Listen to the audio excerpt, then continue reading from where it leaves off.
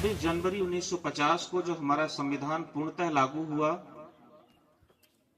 तब हमने जाना कि एक लोकतांत्रिक व्यवस्था कैसी होती है, अपना शासन कैसा होता है और स्व अनुशासन कैसा होता है।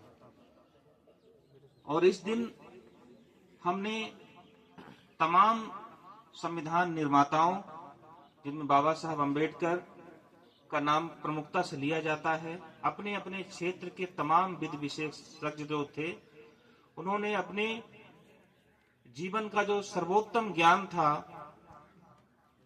उस ज्ञान की में विश्व के जो तमाम उदाहरण थे उनमें परख करके ऐसे नियमों, विनियमों और कानूनों को शामिल किया जो हमारी परंपराओं के अनुरूप है, हमारे देश के अनुरूप है और जो हमारा है। We the people of India. सबसे पहले हम प्रस्तावना में पढ़ते हैं कि हम भारत के लोग। वो सीधा संदेश है कि अब यहाँ कोई राजा नहीं है। जो भी नियम, कानून और व्यवस्थाएं चल रही हैं, वो आम आदमी की आवाज है, उसकी अंतरात्मा की आवाज है, जो चाहता है कि हमारा देश ऐसा चले, हमारे देश की व्यवस्था ऐसी हो, हमारे देश का शासन ऐसा हो।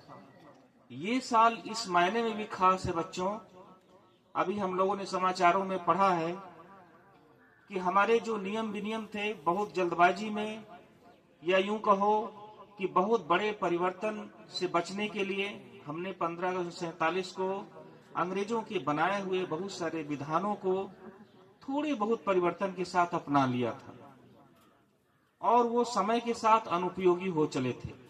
बहुत सारे माइनर रूल भी थे उसमें, बहुत सारे क्रिमिनल प्रोसेसिंग के रूल थे, बहुत सारे ऐसे नियम थे जो बदलती व्यवस्था में और आज के समय के अनुरूप न सिर्फ अनुपयोगी थे बल्कि हास्यास्पद भी थे।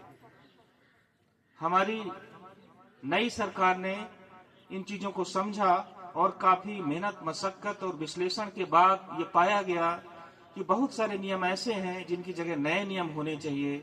हमारे जो संविधान के आदर्श हैं, हमारे जो स्वतंत्रता संग्राम सेनानियों के सपने हैं, उनके अनुरूप होने चाहिए।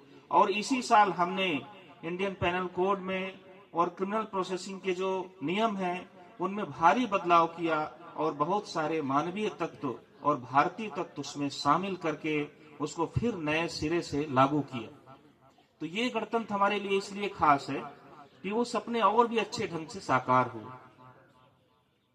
कहा जाता है कि जिस देश के पीढ़ियों को राष्ट्रभक्ति, अनुशासन और नियमों की पीढ़ियों को जानकारी नहीं दी जाती है, वो आगे चलकर अपनी आजादी के वजूद को और अपनी खूबसूरती को खो देता है। यही ग्लोरी है हमारे इन आयोजनों की कि इन दिनों में हम अपने उन न सिर्फ शहीदों को याद करते हैं बल्कि इस खूबसूरत परंपरा को भी एक बार जीते हैं, ताकि उस एहसास को हम अपने दिल में संजो सके और उसके अनुरूप आने वाली पीढ़ी को भी प्रेरित कर सके। विद्यार्थियों के लिए सबसे खास बात यह है कि हमें अनुशासन की और जीवन की ABCD सीखनी चाहिए। हम विद्यालय में आए हैं तो जो कहते हैं कि आपने पहले ABCD सीख लो। ABCD मतलब शुरुआती शिक्षा, प्राइमरी चीज। सबसे पहले हमारा ज्ञान अल्फाबेट से चालू होता है, का खा गा घा से, ABCD से चालू होता है।